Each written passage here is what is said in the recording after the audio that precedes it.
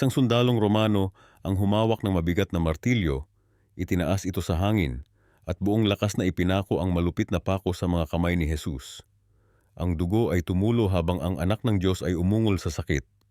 Ngunit alam mo ba kung ano ang nangyari sa sundalong ito pagkatapos? Ang lalaking ito, na nagpako sa ating tagapagligtas sa krus, ay nahatulan ng isang kapalaran na hindi mo inaasahan. Ang kwento ng sundalong ito ay hindi madalas nababanggit sa mga sermon o sa mga aklat ng Biblia. Ito ang kwentong itinatago ng kasaysayan. Isang mapait na hatol na nagpapakita kung paano kumikilos ang hustisya ng Diyos sa pinakamalupit na paraan. Matapos ang madilim na araw na iyon sa Kalbaryo, ang buhay ng sundalong ito ay tuluyang nagbago. Hindi siya nakaligtas sa sumpa na dumating sa lahat ng direktang kasangkot sa pagpapako kay Kristo.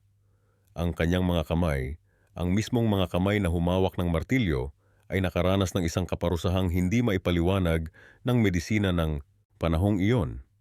Ang hatol na ito ay naging babala sa lahat, na ang paglapastangan sa anak ng Diyos ay may kaparusahan na darating, maging sa mundong ito o sa kabilang buhay.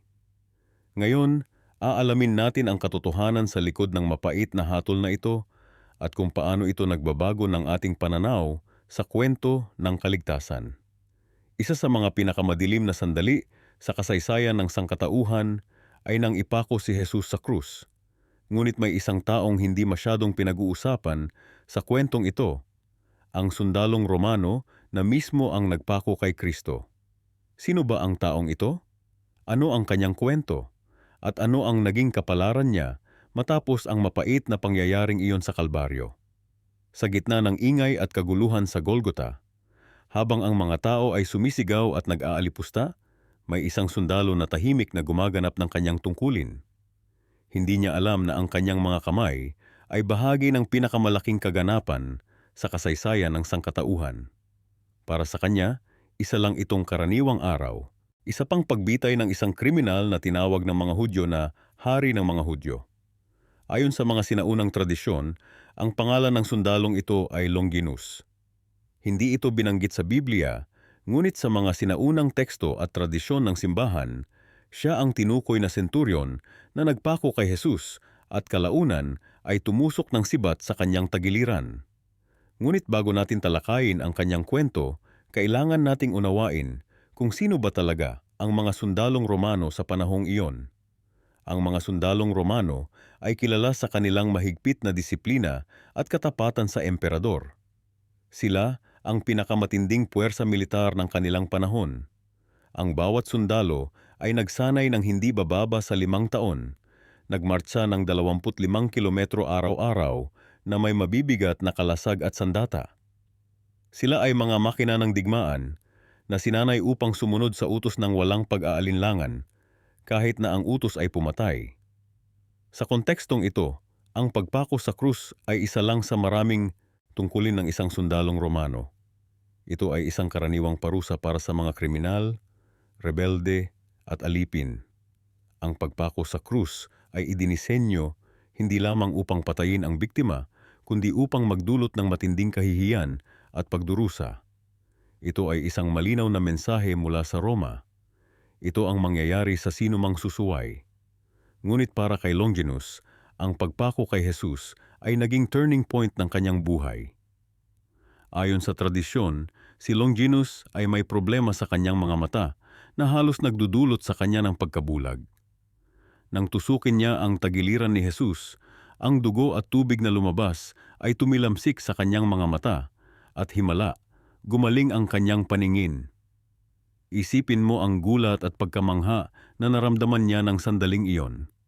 Isang taong kanyang ipinako, na kanyang tinusok ng sibat, ang siyang nagpagaling sa kanya.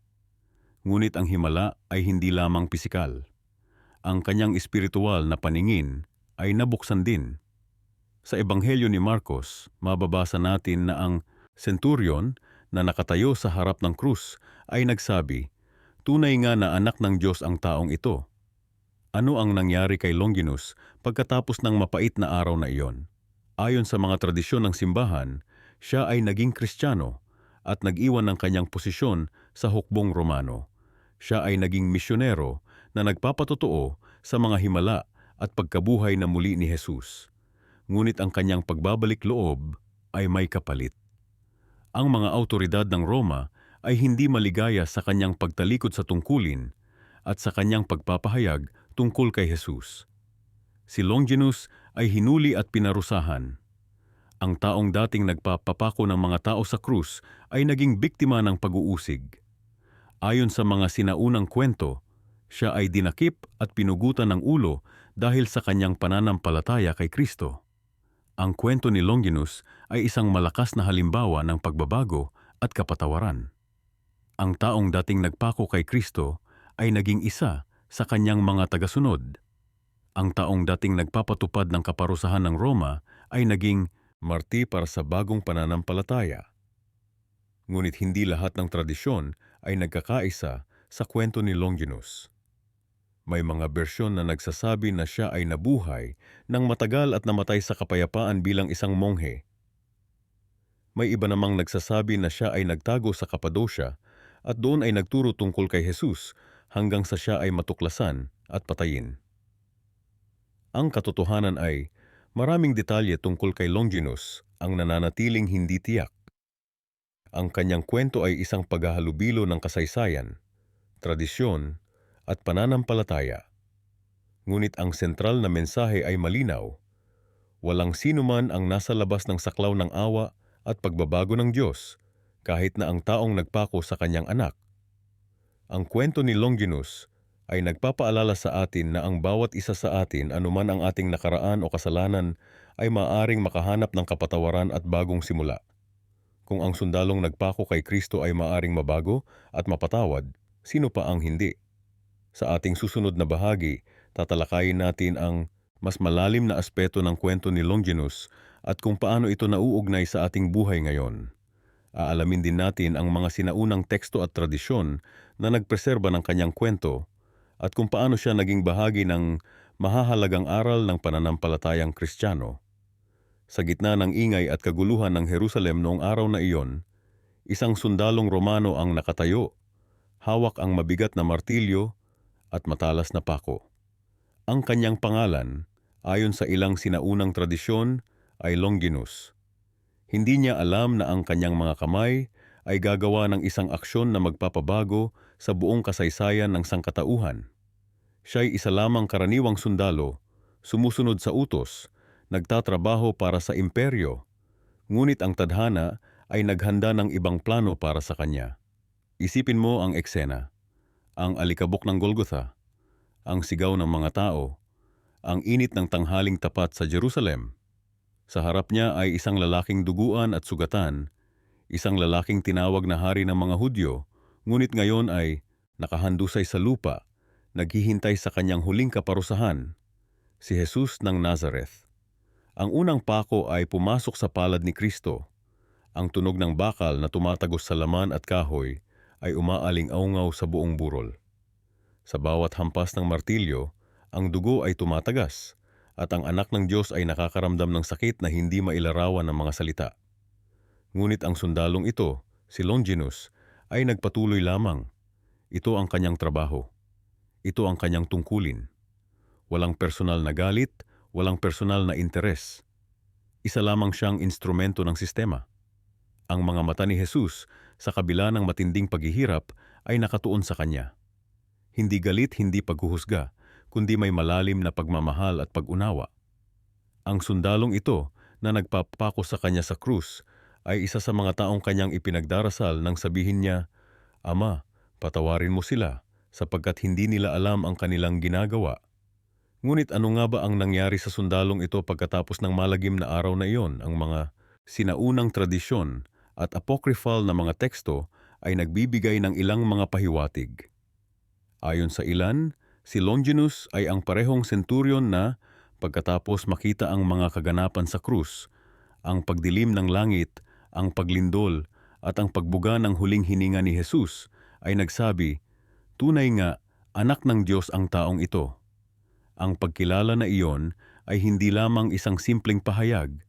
Ito ay isang malalim na pagbabago ng puso, isang sandali ng pagbabalik loob na magpapabago sa kanyang buhay magpakailanman. Ang sundalong dating nagpako kay Kristo sa krus ay naging isa sa mga unang saksi sa kanyang pagka-Diyos. Ngunit ang kwento ay hindi nagtatapos doon. Ayon sa ilang tradisyon, si Longinus ay nagkaroon ng problema sa kanyang mga mata at ang dugo at tubig na lumabas mula sa tagiliran ni Jesus nang tusukin niya ito ng sibat ay pumatak sa kanyang mga mata at milagrosong pinagaling siya. Ang pisikal na pagpapagaling na ito ay simbolo ng mas malalim na espiritual na pagpapagaling na nangyari sa kanyang kaluluwa. Pagkatapos ng pagkabuhay na muli ni Jesus, sinasabi na si Longinus ay tuluyang tumalikod sa kanyang dating buhay bilang sundalo ng Roma. Tinanggal niya ang kanyang uniforme, iniwan ang kanyang mga sandata, at naging isang tagasunod ni Kristo. Ang kamay na dating nagpako sa anak ng Diyos sa krus ay ngayon ginagamit para magpalaganap ng kanyang mensahe ng pag-ibig at kapatawaran. Ngunit ang kanyang paglalakbay ay hindi naging madali. Ang Roma ay hindi madaling pinapalampas ang mga sundalo na tumalikod sa kanilang tungkulin, lalo na para sa relihiyon na itinuturing nilang banta sa imperyo. Si Longinus ay naging target ng pag-uusig. Sinasabi ng ilang tradisyon na siya ay bumalik sa kanyang lupang sinilangan sa Cappadocia, sa modernong Turkey, kung saan siya ay naging isang mangangaral ng ebanghelyo. Doon, habang ibinahagi niya ang kwento ng lalaking kanyang ipinako sa krus, ang lalaking nagpatawad sa kanya, ang lalaking nagbago ng kanyang buhay, siya ay hinuli ng mga awtoridad ng Roma. Ang dating sundalo ng imperyo ay ngayon naging kalaban nito. Ang mapait na hatol, kamatayan sa pamamagitan ng pagpugot ng ulo. Ang sundalong dating nagpako kay Kristo sa krus ay ngayon handaring mamatay para sa kanya. Ang pagbabagong ito mula sa tagapagpatupad ng kamatayan tungo sa martir ay isang makapangyarihang patotoo sa transformative na kapangyarihan ng pagmamahal at kapatawaran ni Kristo. Sa huling mga sandali ng kanyang buhay, sinasabi na si Longinus ay tumingin sa langit at nakita ang mukha ng lalaking kanyang ipinako sa krus. Ngayon ay nakangiti sa kanya, inaabangan siya sa kabilang buhay. Ang dating sundalo, ang dating kasangkapan ng pagpapahirap, ay ngayon isang bayani ng pananampalataya. Ang kwento ni Longinus ay nagpapaalala sa atin na walang sino man ang nasa labas ng saklaw ng awa ng Diyos. Kahit ang taong literal na nagpako sa anak ng Diyos sa krus ay nakatanggap ng kapatawaran at pagkakataong magbago. Ito ay isang makapangyarihang mensahe para sa ating lahat na anuman ang ating nakaraan, anuman ang ating mga pagkakamali, may pag-asa pa rin para sa ating kinabukasan. Sa mga simbahan ng Eastern Orthodox, si San Longinus ay ginugunita bilang isang santo, isang martir para sa pananampalataya. Ang kanyang imahen ay madalas na makikita sa mga icon, minsan ay may sibat sa kamay, minsan ay nakatayo malapit sa krus, laging isang patotoo sa radikal na pagbabagong posible sa bawat isa sa atin. Sa panahon ngayon, habang marami sa atin ang nakikibaka sa ating sariling mga pagkakamali at kasalanan, ang kwento ni Longinus ay nagbibigay ng pag-asa. Kung ang sundalong nagpako kay Kristo sa krus ay nakahanap ng kapatawaran at bagong simula, sino tayo para sabihing imposible ito para sa atin? Sa gitna ng lahat ng tauhan sa kwento ng pagpapako kay Jesus, may isang lalaki na madalas nating nalilimutan, ang sundalo na nagpako mismo ng mga pako sa kamay at paa ni Kristo. Isipin mo ang ganitong eksena, isang ordinaryong sundalo ng Roma, marahil ay ginagawa lamang ang kanyang tungkulin, sumusunod sa utos mula sa kanyang mga superior. Hindi niya alam na ang lalaking ipinapako niya sa krus ay ang anak ng Diyos mismo. Ayon sa mga sinaunang tradisyon, ang sundalong ito ay pinangalanang Longinus. Bagamat hindi direktang binanggit ang kanyang pangalan sa Biblia, maraming dokumento ng sinaunang simbahan ang nagbanggit sa kanya. Si Longinus daw ay isang senturyon ng Roma, isang pinuno ng 100 sundalo, na naka-assign sa Jerusalem noong panahon ng pagpapako kay Jesus. Ang trabaho niya ay simple, siguraduhin na ang mga kriminal ay mapaparusahan ng maayos. Kabilang dito ang pagpapako ng mga kamay at paa ng mga kondenadon sa kahoy ng krus. Isipin mo ang lakas ng loob at katapangan, o kawalan ng konsensya na kinakailangan upang gawin ito. Ang pagpapako sa krus ay isa sa pinakamalupit na parusa na naimbento ng sangkatauhan. Hindi lamang ito masakit, ito ay isang mabagal at mapait na kamatayan na nagdudulot ng matinding kahihiyan sa harap ng publiko. Subalit may isang detalye sa kwento ni Longinus na nagbigay ng kakaibang twist sa kanyang tadhana. Ayon sa tradisyon, siya rin ang sundalong bumusak ng sibat sa tagiliran ni Jesus upang kumpirmahin ang kanyang kamatayan. At nang gawin niya ito, may dugo at tubig na lumabas mula sa tagiliran ni Kristo.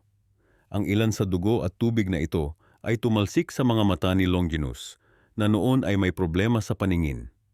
Sa isang iglap, gumaling ang kanyang mga mata at nakakita siya ng malinaw. Ang pisikal na pagkabulag ni Longinus ay simbolo ng kanyang espiritual na pagkabulag.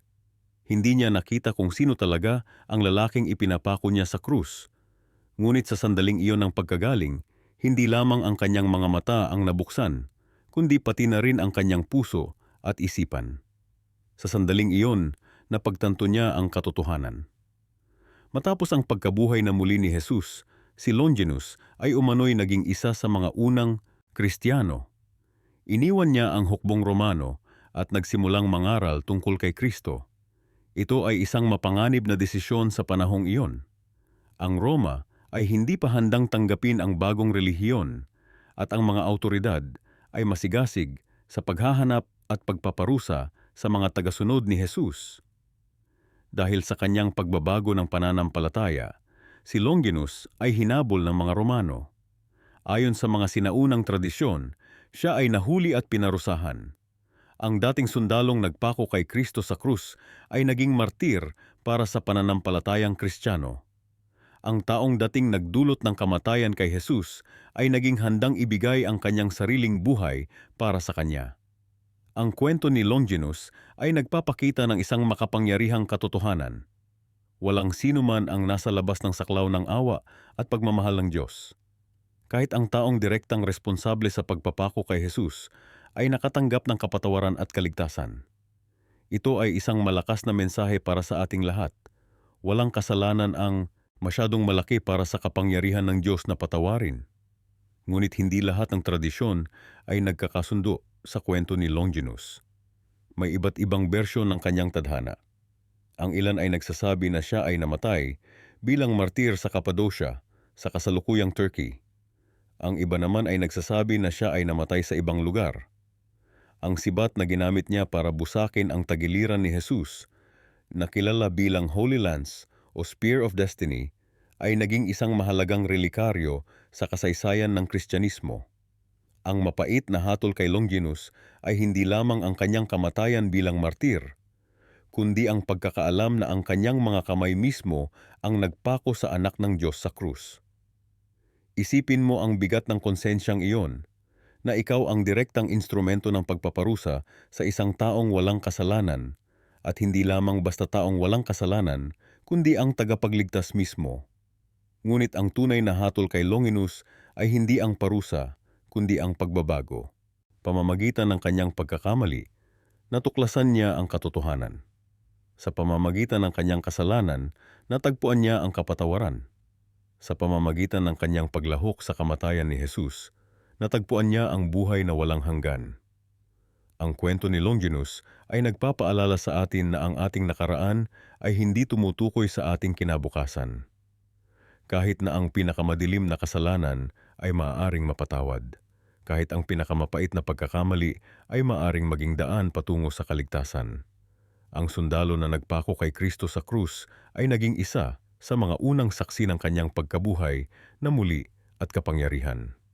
Sa pagitan ng maraming tauhan sa kwento ng pagpapako kay Jesus, may isang sundalo na naging instrumento ng pagdurusa ng ating Panginoon. Sino nga ba ang sundalong ito na nagpako kay Kristo? Ang kanyang pangalan ay hindi direktang binanggit sa banal na kasulatan, ngunit ang kanyang papel ay hindi maaring kalimutan sa kasaysayan ng Kristyanismo. Ang mga Romano ay kilala sa kanilang kahusayan sa pagpapatupad ng parusa ng pagpapako. Ito ay hindi lamang simpleng pagpatay, kundi isang mahabang proseso ng pagpapahirap na idinisenyo upang maging babala sa lahat ng mga sumusuway sa kapangyarihan ng Roma. Ang mga sundalo ay sinanay sa pamamaraan ng pagpapako, kung paano ilagay ang mga pako sa mga kamay at paa ng biktima upang matiyak na magdurusa ito ng matagal bago mamatay.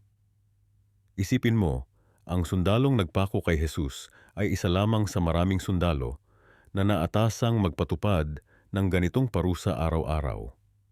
Para sa kanya, ito ay isa lamang karaniwang araw, isa pang kriminal na dapat parusahan.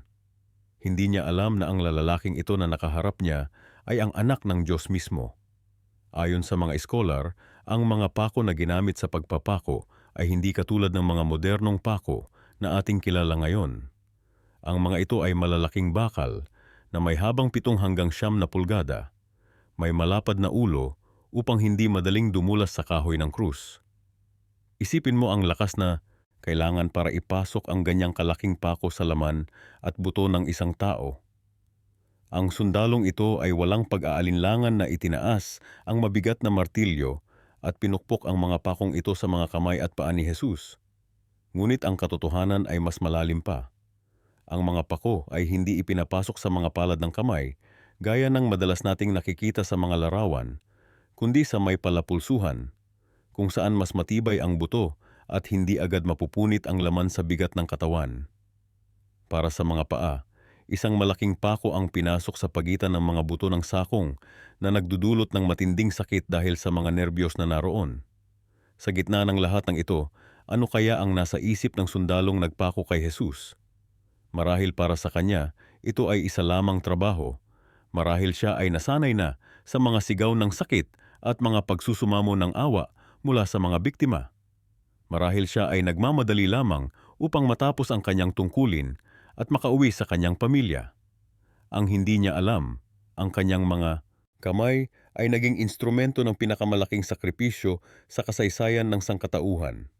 Ang bawat pagpukpok ng kanyang martilyo ay tumutupad sa mga hula na isinulat daan-daang taon bago pa man ang sandaling iyon. Ang Isaias 23:5 ay nagsasabi, "Siya ay sinugatan dahil sa ating mga pagsalangsang, siya ay binugbog dahil sa ating mga kasamaan." Ngunit ano nga ba ang nangyari sa sundalong ito pagkatapos? Ang Biblia ay hindi direktang nagsasasabi, ngunit may ilang tradisyon at kwento na nagsasasabing ang sundalo ay nakasaksi sa mga himalang nangyari nang mamatay si Jesus, ang paglindol, ang pagdilim ng araw, at ang pagkasira ng tabing sa templo. Ayon sa ilang tradisyon, ang sundalong ito ay nagbago ang puso at naging mananampalataya. Sa Roma, ang mga sundalo ay hindi lamang tagapagpatupad ng parusa, kundi sila rin ang nagbabantay sa mga bilanggo. Isipin mo, ang sundalong nagpako kay Jesus ay malamang na nakasaksi rin sa kanyang kamatayan at narinig ang kanyang mga huling salita, "Ama, patawarin mo sila, sapagkat hindi nila alam ang kanilang ginagawa." Maaring ang mga salitang ito ay nagpasimula ng pagbabago sa puso ng sundalo. Paano nangyaring ang isang taong nagdurusa ng ganito kalaking sakit ay makapagpatawad sa mga nagpapahirap sa kanya? Ito ay hindi pangkaraniwang pag-uugali para sa isang taong napaparusahan. Ang ilan ay naniniwala na ang sundalong ito ay ang centurion na binanggit sa Mateo 27:54 na nagsabi, "Tunay nga na ito ay anak ng Diyos." Kung ito nga ay totoo, ang sundalong nagpako kay Jesus ay nakaranas ng radikal na pagbabago ng puso mula sa pagiging instrumento ng pagpapahirap hanggang sa pagiging saksi ng kabanalan ni Kristo. Ngunit ano nga ba ang naging hatol sa sundalong nagpako kay Kristo? Ayon sa mga tradisyon ng simbahan, marami sa mga sundalo na kasangkot sa pagpapako ay nagbalik loob sa Kristyanismo. Ang ilan sa kanila ay naging martir pa nga na nagbuwis ng kanilang buhay para sa pananampalataya na dating kanilang pinagtangkaan. Hindi natin malalaman ng may katiyakan kung ano ang nangyari sa partikular na sundalong nagpako kay Jesus. Ngunit ang kwento niya ay nagpapaalala sa atin na walang sino man ang nasa labas ng saklaw ng pagpapatawad ng Diyos. Kahit na ang mga kamay na nagpako sa anak ng Diyos ay maaring maging mga kamay na maglilingkod sa Kanya. Ang mapait na hatol sa sundalong nagpako kay Kristo sa krus ay hindi nanggaling sa Diyos kundi sa kanyang sariling konsensya. Isipin mo, ang bigat ng kaalamang ikaw ay naging instrumento ng pagpapahirap sa isang taong walang kasalanan, lalo na kung nalamang mo na ito pala ay ang Mesiyas na ipinangako. Sa paglipas ng mga siglo, isa sa mga pinakamalalim na kwento na nananatili sa ating isipan ay ang tungkol sa sundalong Romano na nagpako kay Jesus sa krus. Ito'y isang kwentong puno ng emosyon, trahedya, at isang hindi maipaliwanag na kapalaran ng isang taong sumunod lamang sa utos ng kanyang mga pinuno. Naiisip mo ba kung ano ang nangyari sa sundalong iyon, ang lalaking humawak ng martilyo at pako, at sa bawat hampas ay ikinulong ang anak ng Diyos sa kahoy na magdadala sa kanya sa kamatayan? Hindi basta-basta ang ganitong gawa. Hindi ito katulad ng paghuli ng isang karaniwang kriminal o pagpapatupad ng batas sa isang rebelde. Ito ay ang pagpako sa krus sa anak ng Diyos mismo. Ang sundalong Romano, na kilala sa kasaysayan bilang Longinus ayon sa tradisyon, ay isa lamang sa maraming sundalo na nagpatupad ng mga utos ng kanilang mga pinuno. Ngunit ang kanyang papel sa kasaysayan ng Kristyanismo ay hindi maaaring balewalain. Siya ang taong literal na nagpako kay Kristo na nagbukas ng kanyang mga palad at paa para sa mga malulupit na bakal na pako. Isipin mo ang eksena. Ang ingay ng martilyo, ang sigaw ng sakit, ang dugo na umaagos mula sa mga sugat. Isipin mo ang mukha ng sundalong iyon habang ginagawa niya ang kanyang trabaho. Ano kaya ang nasa isip niya? Nakita ba niya ang pagdurusa sa mga mata ni Jesus? Naramdaman ba niya ang bigat ng kanyang ginagawa? Ayon sa ilang mga tradisyon at apokripal na teksto, si Longinus ay bulag sa isang mata o may problema sa kanyang paningin. Ngunit ang isang kahangahangang bagay ang nangyari nang siya ay tumayo sa harap ng krus. Ang dugo at tubig na lumabas mula sa tagiliran ni Jesus nang siya ay sinaksak ng sibat ay tumalsik sa kanyang mga mata, at sa isang himala ang kanyang paningin ay ganap na nanumbalik. Ito ay isang sandali ng pagbabago para kay Longinus. Mula sa pagiging isang sundalo na nagpapatupad lamang ng mga utos, siya ay naging isang saksi sa isang himalang nagbago ng kanyang buhay. Sa sandaling iyon, napagtanto niya na ang taong kanyang ipinako sa krus ay hindi isang karaniwang tao. Siya ay ang anak ng Diyos. Ang mapait na katotohanan ay dumating sa kanya. Siya ay naging kasangkapan sa pagpatay sa Mesiyas. Ang kanyang mga kamay ang nagpako sa tagapagligtas ng mundo sa krus. Ang pagkabalisa at pagsisisi na kanyang naramdaman ay hindi mailarawan. Paano siya makakabuhay nang may kaalaman na siya ay naging bahagi ng pinakamadilim na sandali sa kasaysayan ng sangkatauhan? Ngunit ang kwento ni Longinus ay hindi nagtatapos sa krus. Ang kanyang buhay pagkatapos ng pagpapako kay Kristo ay isang patotoo sa kapangyarihan ng kapatawaran at pagbabago. Ayon sa tradisyon, si Longinus ay naging Kristiyano at iniwan ang kanyang tungkulin bilang sundalo. Siya ay naging isang mangangaral ng ebanghelyo na nagbabahagi ng kanyang karanasan at nagpapatotoo sa pagkabuhay na muli ni Jesus. Ngunit ang landas na kanyang tinahak ay hindi madali. Bilang isang dating sundalo ng Roma na ngayoy nagpapahayag na ang taong kanilang ipinako sa krus ay ang tunay na anak ng Diyos, si Longinus ay naging target ng pag-uusig. Ang mga awtoridad ng Roma na nagpapahayag ng kanilang mga emperador bilang mga Diyos ay hindi maaaring payagan ang ganitong pagtataksil. Ang mapait na hatol para kay Longinus ay dumating sa anyo ng pagpapahirap at kamatayan.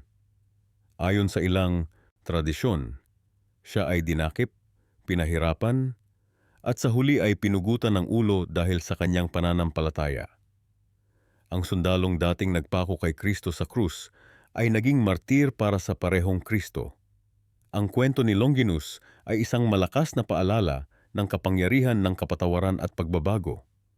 Mula sa pagiging isang instrumento ng pagpatay, siya ay naging isang instrumento ng pagpapahayag ng ebanghelyo. Mula sa pagiging isang sundalo ng Roma, siya ay naging isang sundalo ni Kristo. Ngunit higit sa lahat, ang kanyang kwento ay nagpapaalala sa atin na walang sinuman ang nasa labas ng saklaw ng biyaya ng Diyos. Kung ang taong literal na nagpako kay Kristo sa krus ay maaring mapatawad at mabago, sino pa ang hindi maaring makatanggap ng parehong biyaya? Sa mundo ngayon, marami sa atin ang nagdadala ng mabibigat na pasanin ng pagkakasala at pagsisisi. Tulad ni Longinus, maaaring naramdaman natin na ang ating mga pagkakasala ay napakabigat para mapatawad. Ngunit ang kanyang kwento ay nagpapaalala sa atin na walang kasalanan ang napakabigat para sa kapangyarihan ng kapatawaran ng Diyos. Ang mapait na hatol na kanyang hinarap, ang pagdurusa at kamatayan bilang isang martir, ay maaaring tingnan bilang isang parusa para sa kanyang mga nagawa. Ngunit sa mas malalim na antas, ito ay isang patotoo sa kanyang tunay na pagbabago. Siya ay handang mamatay para sa parehong Kristo na kanyang ipinako sa krus. Sa ating paglalakbay sa buhay, maaaring makaharap tayo ng ating sariling mga mapait na hatol, mga konsekwensya ng ating mga desisyon at pagkilos. Ngunit tulad ni Longinus, maaari tayong makahanap ng kapatawaran at bagong direksyon sa pamamagitan ng pagtanggap sa biyaya ng Diyos. Nang ang mga pako ay tumagos sa mga palad ni Jesus, isang sundalong Romano ang humawak ng mabigat na martilyo. Ang pangalan niya, ayon sa tradisyon, ay Longinus. Hindi siya isang karaniwang sundalo lamang. May kwento sa likod ng taong ito na hindi alam ng karamihan. Si Longinus ay isang veteranong sundalo sa hukbo ng Roma, nakapaglingkod sa loob ng 15 taon sa ilalim ng pamumuno ni Pontius Pilato. Siya ay kilala sa kanyang katapangan at kahusayan sa pakikipaglaban, subalit sa araw na iyon sa Golgota, ang kanyang tungkulin ay naging kakaiba. Ipako sa krus ang isang taong tinawag na hari ng mga Hudyo. Ang mga Romano ay eksperto sa pagpaparusa. Ang pagpapako sa krus ay hindi lamang pagpatay. Ito'y isang mahabang proseso ng pagpapahirap, isang pampublikong pagpapakita ng kapangyarihan ng Roma. Bawat pako ay maingat na inilalagay upang pahabain ang sakit, hindi agad-agad na pumapatay. At si Longinus, bilang isang bihasang sundalo, ay alam kung paano gawin ito ng tama. Subalit may kakaiba kay Jesus. Habang ipinako siya ni Longinus, hindi niya narinig ang karaniwang pagsigaw ng sakit o pagsusumamo. Sa halip, narinig niya ang isang panalangin. Ama, patawarin mo sila sapagkat hindi nila alam ang kanilang ginagawa. Ang mga salitang ito ay tumagos sa puso ni Longinus. Mas malalim pa sa mga pakong ipinasok niya sa katawan ni Jesus. Nang ang krus ay itinayo, at si Jesus ay nakabiting parang isang sugatan, at dugo ang ibon sa himpapawid, na natili si Longinus sa paanan ng krus. Ang kanyang tungkulin ay bantayan ang mga pinako hanggang sa kanilang huling hininga. Nakita niya ang 12 oras ng pagdurusa ni Jesus, ang bawat hirap ng paghinga, ang bawat salitang binitiwan.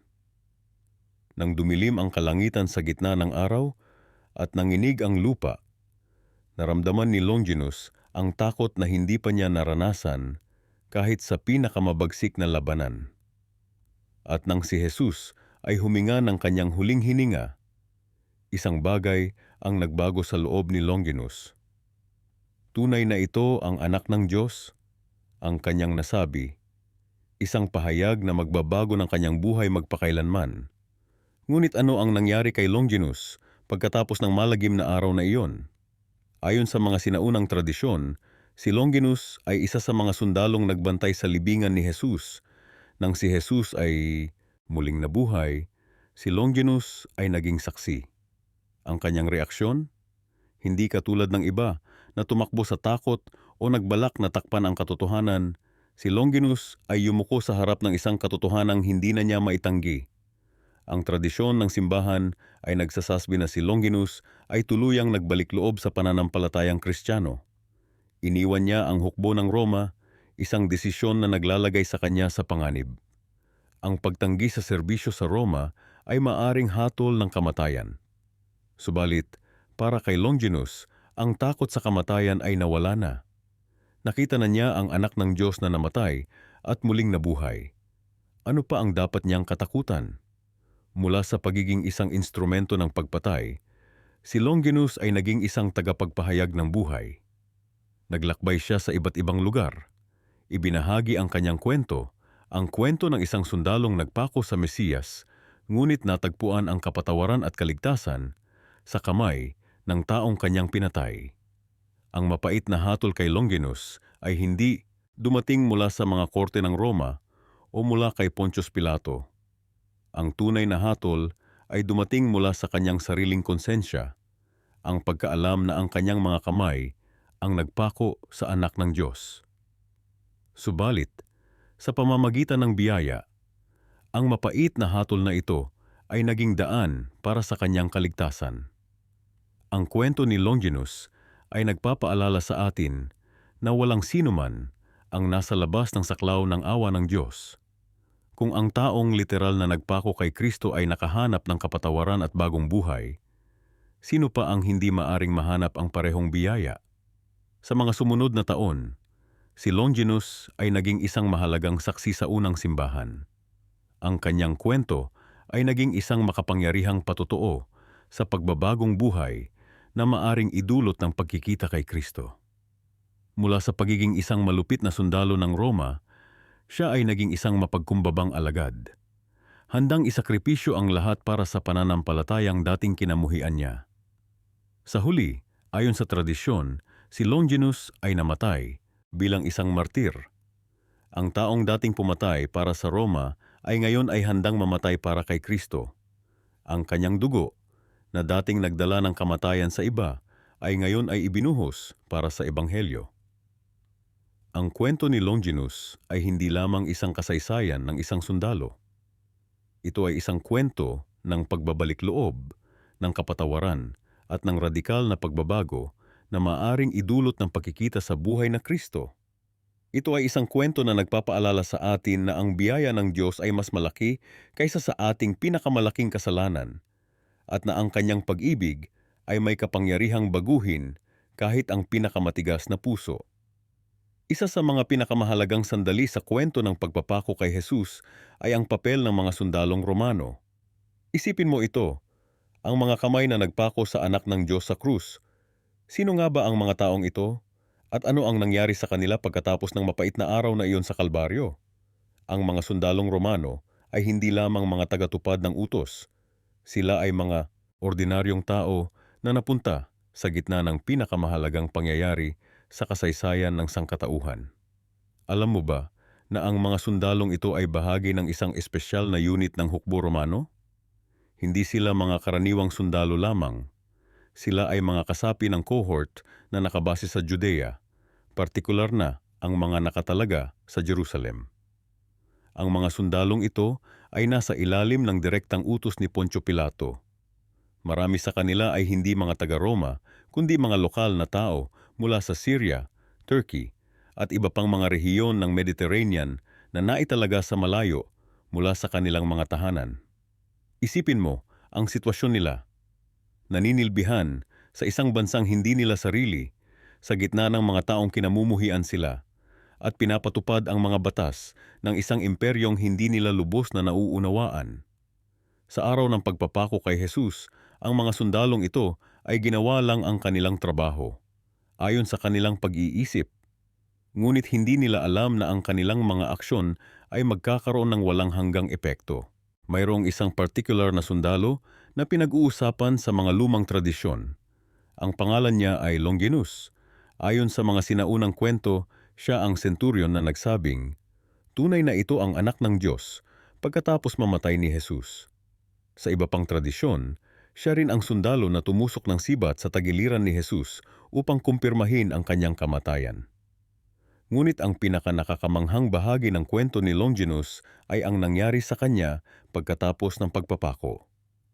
Ayon sa mga sinaunang tradisyon, si Longinus ay may problema sa kanyang paningin. Halos bulag na siya sa isang mata. Nang tusukin niya ang tagiliran ni Jesus, may tumalsik na dugo at tubig sa kanyang mukha at biglang gumaling ang kanyang mata. Isipin mo ang gulat niya. Isang sundalo na nakagawa ng pinakamalupit na gawain, pagpapako at pagpatay sa isang taong walang kasalanan. At pagkatapos ay nakatanggap ng himala mula sa mismong taong pinatay niya. Ito ay isang sandali ng pagbabago para kay Longinus. Sa mga lumang tradisyon, si Longinus ay naging Kristiyano pagkatapos ng pangyayaring ito. Iniwanan niya ang hukbo Romano at nagsimulang ipangaral ang tungkol kay Jesus. Ngunit ang desisyon niyang ito ay nagdulot ng matinding kaparusahan. Ang mga awtoridad Romano ay hindi pinalampas ang kanyang pagtataksil. Si Longinus ay hinabol, hinuli, at sa kalaunan ay pinatay dahil sa kanyang pananampalataya kay Jesus, ang mismong tao na kanyang ipinako sa krus. Ang sundalo na naging martir, isang hindi kapani-paniwalang pagbabago. Ngunit hindi lahat ng mga sundalong kasangkot sa pagpapako ay nagkaroon ng ganitong kapalaran. Marami sa kanila ay nagpatuloy sa kanilang mga buhay, hindi nalalaman ang kahalagahan ng kanilang ginawa. Ngunit sa mga sinaunang tradisyon, marami sa kanilang nakaranas ng mga kakaibang kaparusahan at trahedya. May mga kwento tungkol sa isang sundalo na nagpako sa mga kamay ni Jesus na namatay sa isang aksidente kung saan ang kanyang sariling mga kamay ay nadurog. Ang isa pang sundalo na nangutya kay Jesus ay namatay daw sa isang sakit na nagdulot ng matinding pagkauhaw. Isang mapait na paalala sa huling mga salita ni Jesus sa krus, "Nauuhaw ako." Ang mga kwentong ito ay hindi lamang mga alamat. Sa mga sinaunang tradisyon, ang mga ito ay itinuturing na mga halimbawa ng banal na hustisya. Ngunit ang pinakamahalagang punto ay hindi ang paghihiganti, kundi ang pagkakataon para sa kapatawaran at pagbabago. Gaya ng nangyari kay Longinus. Sa mga susunod na siglo, ang kwento ng mga sundalong nagpako kay Jesus ay naging isang malalim na paksa ng pagmumuni-muni para sa mga Kristiyano. Ang mga sundalong ito ay naging simbolo ng ating lahat. Mga taong, sa ating kahinaan at kamangmangan, ay maaaring makagawa ang mga bagay na nakakasakit sa Diyos. Ngunit tulad ni Longinus, tayo rin ay maaaring makatanggap ng kapatawaran at pagbabago. Ang mapait na hatol sa mga sundalong nagpako kay Kristo ay hindi lamang ang anumang pisikal na kaparusahan na maaaring dumating sa kanila. Ang tunay na trahedya ay para sa mga hindi nakilala ang kahalagahan ng kanilang ginawa at hindi nakahanap ng kapatawaran. Dahil sa huli, ang tunay na hatol ay hindi ang paghihiganti ng Diyos, kundi ang pagkakataong napalampas para sa kaligtasan. Madalas nating naririnig ang kwento ng pagpapako kay Jesus sa krus. Isa itong kwentong puno ng pasakit at pagdurusa. Ngunit may isang tanong na madalas din nating naiisip. Ano kaya ang nangyari sa mga sundalo na nagpako kay Kristo? Ano ang naging hatol sa kanilang buhay? Ayon sa mga sinaunang tradisyon, ang sundalong nagpako kay Jesus ay si Longinus. Hindi natin alam kung ito ba talaga ang kanyang pangalan dahil hindi ito nabanggit sa Biblia. Pero ang tradisyon ng simbahang Katoliko ay nagsasabi na siya ang centurion na nagsabing, tunay nga na ito ay anak ng Diyos. Matapos niyang saksakin ng sibat ang tagiliran ni Jesus. Ngunit hindi lahat ng sundalo ay nagkaroon ng parehong karanasan. May mga sundalong walang pagsisisi, walang pagbabago, at nagpatuloy sa kanilang malupit na buhay. Ang hatol sa kanila? Isang buhay na puno ng kalungkutan at kawalan ng kahulugan. Isipin mo ito, ikaw ang nagpako sa anak ng Diyos, ikaw ang naglagay ng koronang tinik sa kanyang ulo, ikaw ang naghamak sa kanya. Paano mo kakayanin ang bigat ng konsensyang iyan? Paano mo haharapin ang katotohanang ikaw ang naging instrumento ng pagpatay sa Mesiyas? Maraming istorya ang nagsasabi na ang mga sundalong ito ay namatay sa masasakit na paraan. May nagsasabi na sila'y sinumpa. May nagsasabi na sila'y namatay na walang kapatawaran. Pero ang pinakamasakit na hatol sa kanila ay ang mabuhay nang may konsensyang nagpapaalala sa kanila ng kanilang ginawa. Alam mo ba na ang ilan sa mga sundalong ito ay nagbago at naging Kristiyano? Oo, totoo yan. Si Longinus mismo, ayon sa tradisyon, ay nagbago at naging mananampalataya. Nang tumusok siya sa tagiliran ni Jesus at dumaloy ang dugo at tubig, may patak na tumama sa kanyang mga mata. Ang sabi ng tradisyon, nagkaroon siya ng problema sa paningin noon at nang matilamsikan ng dugo ni Jesus, gumaling ang kanyang mata. Hindi lang pisikal na paningin ang nabuksan, kundi pati na rin ang kanyang espiritual na paningin. Pero hindi lahat ay nagkaroon ng ganitong karanasan. Marami sa kanila ang nagpatuloy sa kanilang buhay na walang pagbabago, walang pagsisisi. Inakala nila na isa lang itong ordinaryong araw sa kanilang buhay bilang sundalo ng Roma. Ngunit hindi nila alam na ang araw na iyon ay magpapalala sa kanilang kalagayan. Alam mo ba na may mga sinaunang teksto na nagsasabi na ang mga sundalong nagpako kay Jesus ay nagkaroon ng malubhang sakit? May nagsasabi na sila'y nagkaroon ng sakit na walang lunas. May nagsasabi na sila'y namatay sa kahirapan. Ngunit ang pinakamasakit na hatol sa kanila ay ang mabuhay ng may konsensyang nagpapaalala sa kanila ng kanilang ginawa. Paano kaya kung ikaw ang nasa posisyon nila? Paano kung ikaw ang nagpako kay Kristo? Paano kung ikaw ang naglagay ng koronang tinik sa kanyang ulo? Paano kung ikaw ang naghamak sa kanya? Paano mo haharapin ang bigat ng konsensyang iyan? Ang hatol sa mga sundalong ito ay hindi lang pisikal na kaparusahan. Hindi lang ito tungkol sa sakit ng katawan o kahirapan sa buhay. Ang tunay na hatol sa kanila ay ang espiritual na paghihirap. Ang panghabang buhay na konsensyang nagpapaalala sa kanila ng kanilang ginawa. Ngunit may pag-asa pa rin. Kahit na sila ang nagpako kay Kristo, hindi sila iniwanan ng Diyos. Ang huling salita ni Jesus sa krus ay, "Ama, patawarin mo sila, sapagkat hindi nila alam ang kanilang ginagawa." Ang panalangin ito ay para sa lahat, kasama na ang mga sundalong nagpako sa Kanya. At ito ang nagbibigay pag-asa sa atin. Kahit na tayo ay makasalanan, kahit na tayo ay nagkamali, may pag-asa pa rin para sa atin. Ang hatol sa ating buhay ay hindi pa tapos. May pagkakataon pa tayo para magbago, para humingi ng tawad, para tanggapin ang biyaya ng Diyos. Ang mapait na hatol sa sundalong nagpako kay Kristo sa krus ay hindi ang pisikal na kaparusahan, kundi ang espiritual na paghihirap.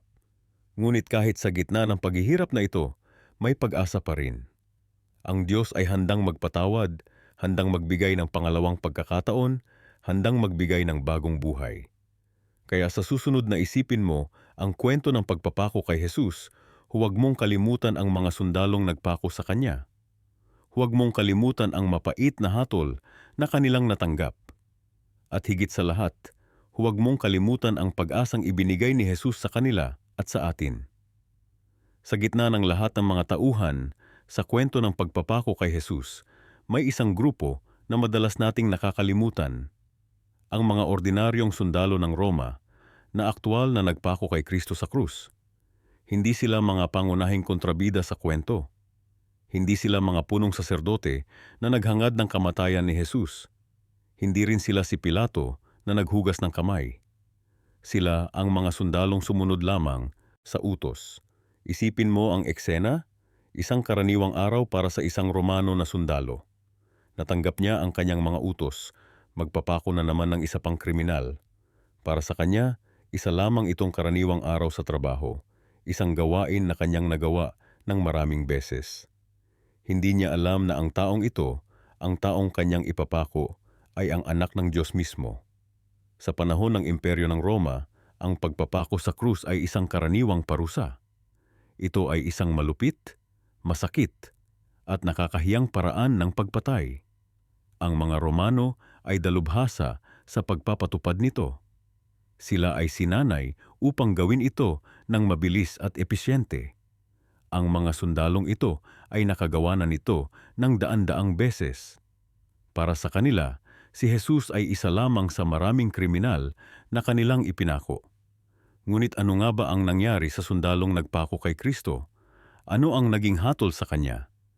Maraming kwento at alamat ang umiikot tungkol sa kanya, ngunit ano ba talaga ang sinasabi ng Biblia? Sa katunayan, hindi. Direktang binabanggit ng Biblia ang pangalan ng sundalo o mga sundalong nagpako kay Jesus. Hindi rin ito nagsasabi ng anumang partikular na hatol na dumating sa kanila. Subalit, may ilang detalye na maaari nating pag-aralan. Sa Ebanghelyo ni Mateo, mababasa natin na ang mga sundalo ay naglaro ng sugal para sa damit ni Jesus habang siya ay nakapako sa krus. Sa Ebanghelyo ni Juan, sinasabi na isang sundalo ang tumusok sa tagiliran ni Jesus ng isang sibat upang matiyak na siya ay patay na. Ngunit wala sa mga ito ang nagsasabi kung ano ang nangyari sa kanila pagkatapos. Ngunit may isang partikular na sandali na maaaring magbigay sa atin ng ideya. Sa Ebanghelyo ni Marcos, mababasa natin, "At nang makita ng senturyon na nakatayo sa tapat niya na siya'y nalagot ang hininga na ganito, ay sinabi niya, "Tunay na ang taong ito ay anak ng Diyos." Ang senturyon, ang pinuno ng mga sundalong nagpako kay Jesus, ay nagkaroon ng isang pagbabago ng puso. Nakita niya ang kakaibang paraan ng pagkamatay ni Jesus at napagtanto na siya ay hindi isang ordinaryong tao. Ito ay isang sandali ng pagkilala, isang sandali ng pananampalataya. Ngunit ano nga ba ang naging hatol sa mga sundalong ito? Ang tradisyon at mga alamat ay nagbibigay sa atin ng ilang posibleng sagot. Ayon sa ilang alamat, ang senturyon na nakapansin ng kakaibang pagkamatay ni Jesus ay si Longinus. Ayon sa tradisyon, si Longinus din ang sundalo na tumusok sa tagiliran ni Jesus. Sinasabi na pagkatapos ng insidenteng ito, si Longinus ay nagbalik loob sa Kristyanismo at naging isang martir para sa pananampalataya. Ayon sa alamat, si Longinus ay nagkaroon ng problema sa kanyang paningin at ang dugo at tubig na lumabas mula sa tagiliran ni Jesus ay tumalsik sa kanyang mga mata na nagpagaling sa kanya. Ito ang naging dahilan ng kanyang pagbabalik loob. Sinasabi rin ng ilang tradisyon na si Longinus ay nagretiro mula sa militar at naging isang monghe. Siya raw ay nagturo tungkol kay Jesus at sa huli ay namatay bilang isang martir. Ang kanyang ulo ay sinasabing naipreserba bilang isang relikya at matatagpuan sa Basilica of St. John Lateran sa Roma. Gayunpaman, mahalagang tandaan na ang mga kwentong ito ay hindi matatagpuan sa Biblia. Ang mga ito ay mga tradisyon at alamat na nabuo sa loob ng maraming siglo ng Kristyanismo. Hindi natin alam kung gaano karami sa mga ito ang totoo. Ngunit ano ang sinasabi ng Biblia tungkol sa hatol sa mga taong nagkasala laban sa Diyos? Ano ang sinasabi nito tungkol sa mga taong, tulad ng mga sundalong nagpako kay Jesus, ay gumawa ng mga bagay na hindi nila lubos na nauunawaan? Sa krus, sinabi ni Jesus, "Ama, patawarin mo sila, sapagkat hindi nila alam ang kanilang ginagawa." Ang mga salitang ito ay nagpapakita ng isang Diyos na handang magpatawad, kahit na sa mga taong nagpako sa kanyang anak. Ngunit hindi ito nangangahulugan na walang konsekwensya ang mga aksyon. Ang Biblia ay malinaw na nagtuturo na ang kasalanan ay may kaparusahan. Ngunit ito rin ay nagtuturo na ang Diyos ay mapagpatawad at maawain. Sa katunayan, ang buong mensahe ng Ebanghelyo ay tungkol sa pagpapatawad at pagtubos. Si Jesus ay namatay upang magbayad para sa mga kasalanan ng sangkatauhan. Ito ay isang alok ng pagpapatawad para sa lahat, kahit na para sa mga sundalong nagpako sa Kanya. Kaya ano ang naging hatol sa sundalong nagpako kay Kristo? Hindi natin alam ng may katiyakan. Ngunit alam natin na ang Diyos ay handang magpatawad, kahit na sa mga taong gumawa ng pinakamatinding kasalanan. Ang kwento ng mga sundalong nagpako kay Jesus ay isang mabisang paalala sa atin na ang Diyos ay naghahanap ng mga taong handang magsisi at tumanggap ng kanyang pagpapatawad. Hindi mahalaga kung gaano kalaki ang ating kasalanan, ang Diyos ay handang magpatawad kung tayo ay tunay na nagsisisi. Isa sa mga pinakasinumpa at kinasusuklaman na karakter sa kasaysayan ng Kristyanismo ay ang sundalong nagpako kay Jesus sa krus. Ngunit ano nga ba talaga ang nangyari sa kanya? Marami ang nagsasabi na ang taong ito ay dumanas ng matinding kaparusahan mula sa Diyos. Pero ano ba talaga ang katotohanan? Sa kasaysayan, ang mga Romanong sundalo na nagpako kay Kristo sa krus ay hindi naman talaga kilala ang mga pangalan. Sila ay mga karaniwang sundalo lamang na sumusunod sa utos ng kanilang mga pinuno. Ngunit sa tradisyon at sa mga alamat, isa sa kanila ang naging kilala. Ang sundalong nagngangalang Longinus. Ayon sa mga alamat, si Longinus, ang sundalong Romano na tumusok sa tagiliran ni Jesus gamit ang kaniyang sibat upang tiyakin na siya ay patay na. Ngunit hindi ito ang tanging papel niya. Maraming nagsasabing siya rin ang isa sa mga nagpako kay Jesus sa krus. Ang kwento ni Longinus ay hindi matatagpuan sa Biblia. Ito ay nagmula sa mga apocryphal na teksto at mga alamat na kumalat noong Middle Ages. Ayon sa mga kwentong ito, si Longinus ay isang sundalong may problema sa paningin. Halos bulag na siya. Nang siya ay tumusok sa tagiliran ni Jesus, ang dugo at tubig na lumabas ay tumalsik sa kaniyang mga mata at sa isang himala nabawi ang kaniyang paningin. Ito ang naging simula ng kaniyang pagbabago. Mula sa pagiging isang sundalong Romano na walang pakialam sa mga Hudyo at sa kanilang relihiyon, siya ay naging isang tagasunod ni Kristo. Ayon sa mga alamat, matapos ang pagkabuhay na muli ni Jesus, si Longinus ay umalis sa hukbo at naging isang mangangaral ng Kristyanismo. Ngunit hindi naging madali ang kaniyang bagong landas. Ang mga awtoridad ng Roma ay hindi nagustuhan ang kaniyang pagtalikod sa kanilang mga Diyos at ang kaniyang pangangaral tungkol kay Jesus. Siya ay hinuli at pinilit na itakwil ang kaniyang bagong pananampalataya. Ngunit tumanggi siya. Ang hatol sa kaniya, kamatayan. Si Longinus ay pinatay dahil sa kaniyang pananampalataya kay Kristo, ang mismong tao na kaniyang ipinako sa krus. Sa ganitong paraan, ang mapait na hatol na kaniyang tinanggap ay hindi dahil sa kaniyang ginawa kay Jesus, kundi dahil sa kaniyang pagtalikod sa Roma at sa kaniyang pagpili na sumunod kay Kristo. Ngunit ang kwentong ito ay hindi naman nakabase sa mga matatag na historical na ebidensya. Ito ay isang alamat, isang tradisyon na kumalat sa loob ng maraming siglo. Ang katotohanan ay wala tayong alam na pangalan ng mga sundalong nagpako kay Jesus sa krus. Sila ay mga karaniwang sundalo lamang na sumusunod sa utos, ginagawa ang kanilang trabaho sa isang araw na para sa kanila ay katulad lang ng ibang araw. Ano nga ba ang naging hatol sa mga sundalong ito? Sa katotohanan, wala tayong alam. Ang Biblia ay hindi nagsasasabi kung ano ang nangyari sa kanila. Maaaring sila ay nagpatuloy sa kanilang buhay bilang mga sundalo, nagretiro o namatay sa labanan. Maaaring ilan sa kanila ay naging Kristiyano rin, tulad ng alamat ni Longinus, o maaaring sila ay nanatiling tapat sa kanilang mga sinaunang paniniwala. Ang tanging bagay na alam natin ay ang sinabi ni Jesus habang siya ay nakapako sa krus. Ama, patawarin mo sila, sapagkat hindi nila alam ang kanilang ginagawa. Sa mga salitang ito, nakikita natin na si Jesus mismo ay hindi naghangad ng kaparusahan o paghihiganti sa mga sundalong nagpako sa kanya. Sa halip, siya ay humiling ng kapatawaran para sa kanila. Ito ang tunay na diwa ng mensahe ni Kristo. Hindi paghihiganti o kaparusahan, kundi kapatawaran at pagmamahal. Kahit na sa harap ng matinding pagdurusa at kamatayan, ang kaniyang puso ay puno ng awa para sa mga nagpapasakit sa kanya. Kaya ang tanong, ano ang mapait na hatol sa sundalong nagpako kay Kristo? Sa alamat ni Longinus, ito ay kamatayan, ngunit hindi dahil sa kaniyang ginawa kay Jesus, kundi dahil sa kaniyang pagpili na sumunod kay Kristo. Sa katotohanan, wala tayong alam. Ngunit ang mas mahalagang tanong ay, ano ang hatol ni Jesus sa kanila? At ang sagot ay malinaw, kapatawaran. Sa mundo ngayon, marami pa rin ang naniniwala na ang mga taong gumagawa ng masama ay dapat makaranas ng kaparusahan, na ang karma ay babalik sa kanila. Ngunit ang mensahe ni Kristo ay naiiba. Ito ay isang mensahe ng kapatawaran, ng pagmamahal sa kaaway, ng pag-unawa na ang mga tao ay maaaring magkamali dahil sa kamangmangan o kahinaan.